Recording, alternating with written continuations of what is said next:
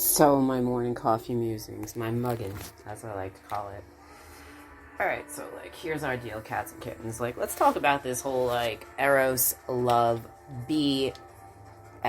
Yeah, I'm gonna just say bullshit, right? I don't have to be all cute and coy with you girls and boys, right? This Eros shit. Okay, so I'm totally about this agape love. I'm really down with the whole concept of love your brother, love your sister, love your mother, love your friend, love your neighbor, right? I'm good with that. I give a lot of love, alright? I especially give a lot of love to myself. The first place when it comes to looking for love is being able to love yourself. Because if you don't love you, nobody else will love you either. It took me a long time to get here. I mean, I'm not going to say it was a walk in the park, but then self-development never is, right?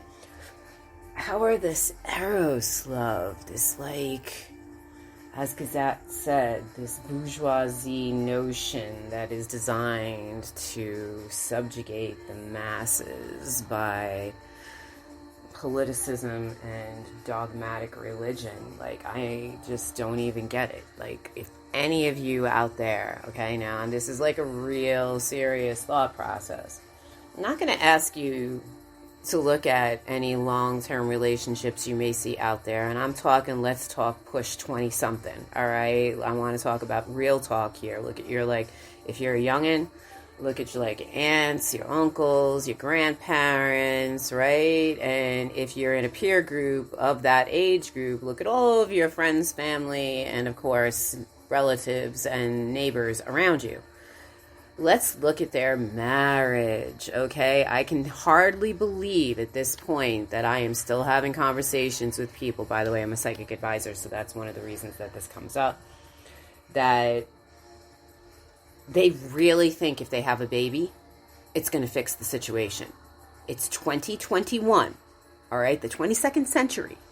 And people are still thinking, there are still women out there that are thinking, well, if I just get pregnant, it's going to fix the situation. Let's start with that. Where is the educational breakdown in our society that at this day and age, people haven't figured out that is not going to fix the relationship, okay? Eros love, L-O-V-E equals L-I-E-S. It's bullshit. Nobody is monogamous, especially in this day and age of swipe right. Are you tripping? Are you tripping? Come on now. If she looks at you the wrong way, you can get 3, 4, at least 10 other girls to tell you how cute you look today. And oh my God, I feel so bad for you. If you tell her ass is too fat, she's going to go put on a bikini thong and she's going to show it to all of them. And then somebody's going to say, baby, let me tap that. It's just so easy.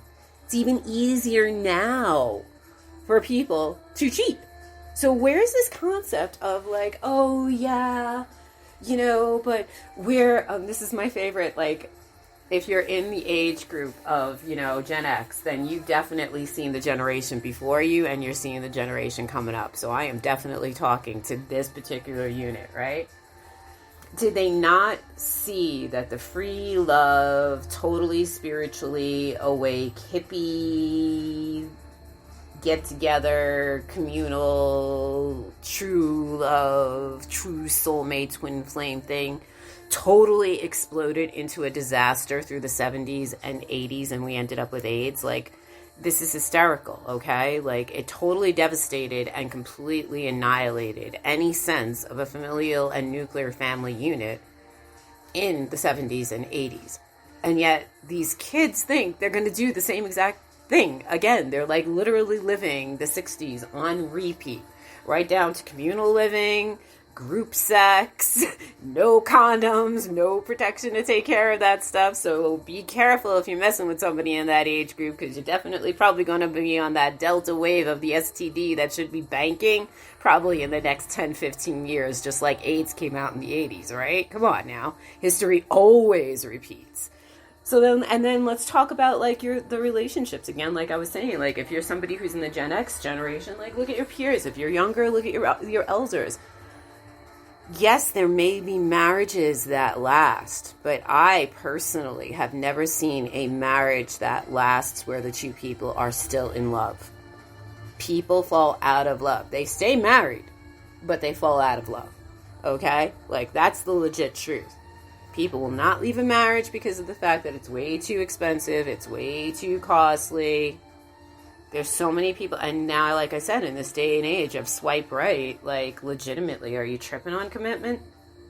People think, like, and let's face it, like, honestly, it's kind of it will end up being a trap. It's not going to change for, if you're 20-something or you're 30-something and you're thinking, like, happy together. No, not going to fucking happen. All right? You're going to end up having that same disastrous marriage that your parents had. You're still going to hit that 10-year itch.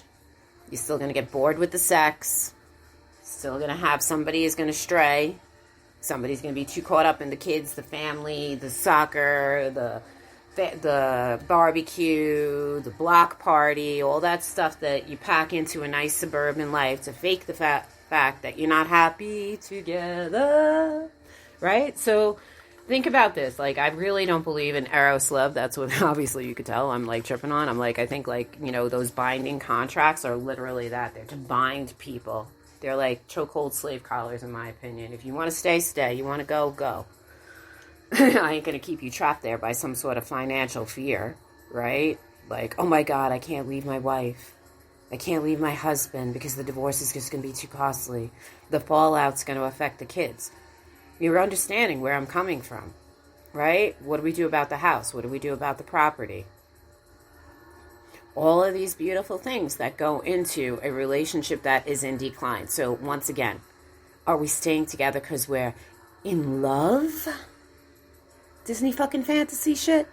Or are we staying together because it's costly now? We can't. We've already invested. Once you're in, you're full in. That's like the whole thing that I don't even understand that people don't seem to get when they're walking down that aisle. The other thing is, like, when people think marriage is going to fix the situation. Right? Like, okay, if we get married, that's going to make everything better. No, now you're permanently at each other's throats. Welcome to the real world. Okay, cats and kittens? Not going to change the dynamic. Not going to make it any better. Not going to make the relationship stronger. In fact, what it does is it'll bind you in trauma. And let's hit that last tip, because I definitely have done a couple of 3 serious, recent, like, therapy sessions is pretty much what I'm going to call them. They call them 21-day challenges. But basically what it is it's group therapy. I mean, put a new tag on it, it's still the same pig, right?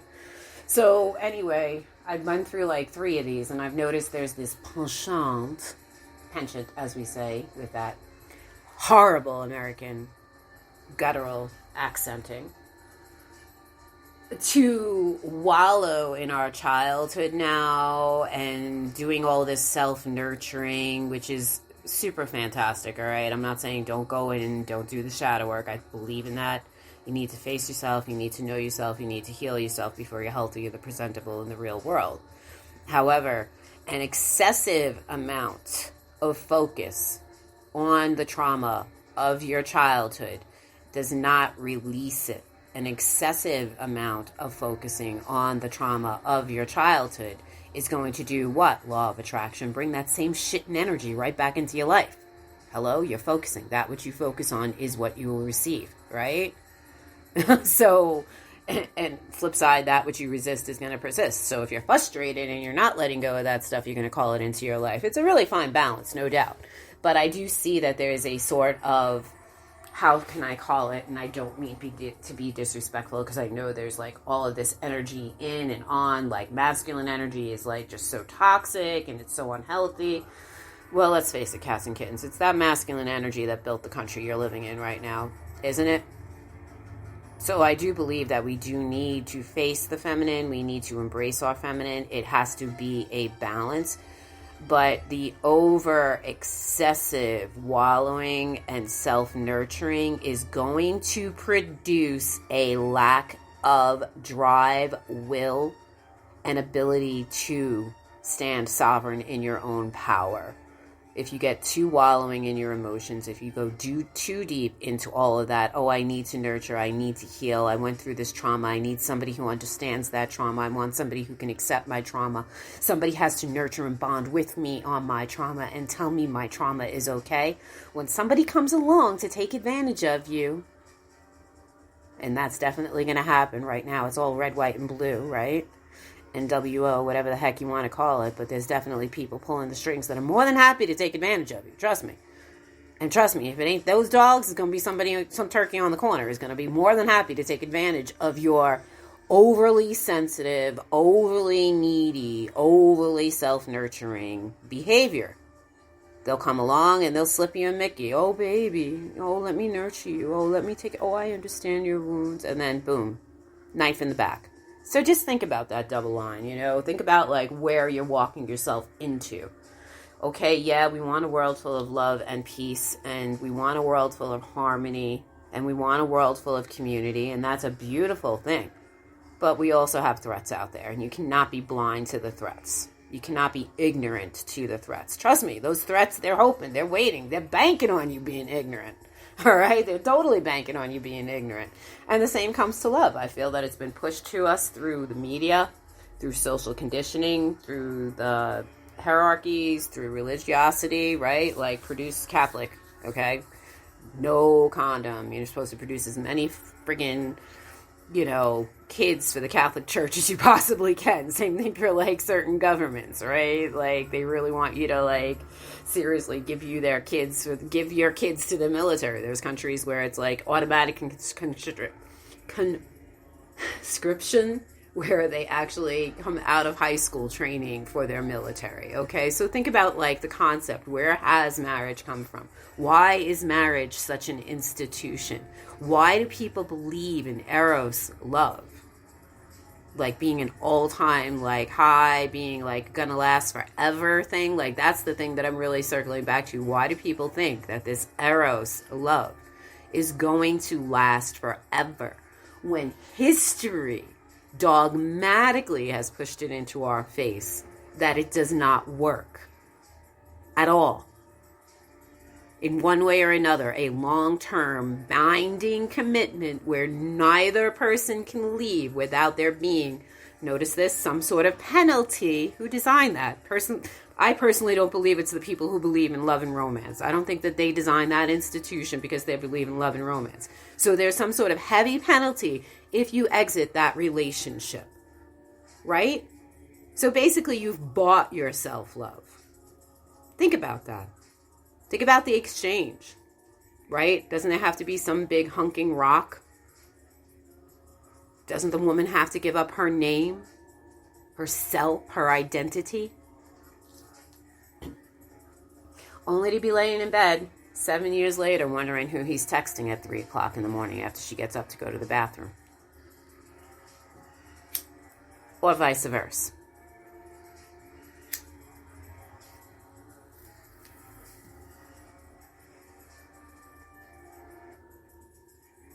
It's fed to you, it's fed to us by the media, and the media is trying to skull fuck you every step of the way. The countries and the governments are trying to skull fuck you every step of the way, right? It's a legal business. Like, some states you divorce, right? And it's all going back to the state in fees and taxes and, you know, court appearances. Think about all that. It's a very, very legal process to get married, and it's a very, very legal process to get unmarried. And somebody's benefiting from that whole process. Trust and believe, I'm doubting it's the two of you.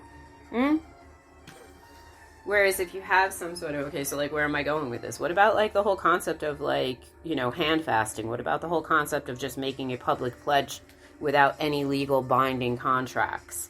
Where if somebody decides in 7 to 8 years that they're not happy in the relationship and they need to go explore themselves and or other options because they're bored, guess what? Everybody gets bored. There's no devastation. There's no loss. There's no ugliness to it. It's just like, hey, I'm going to take a couple of months to myself and we'll see if we can work this out. But people can't do that, right? Like, people, this is why I say, again, like, think about this construct. Think about what this institution is. People can't handle that concept. They just can't. What do you mean? I want to know they're always going to stay. Even if they don't love me. Even if they're cheating on me. Even if they're unhappy. Even if our sex life is dead. Let's talk about that too, okay? Think about that. Pop out 3 kids and all of a sudden you have no sex life. No sex life. Everybody who gets married will tell you all of a sudden the sex comes to an end.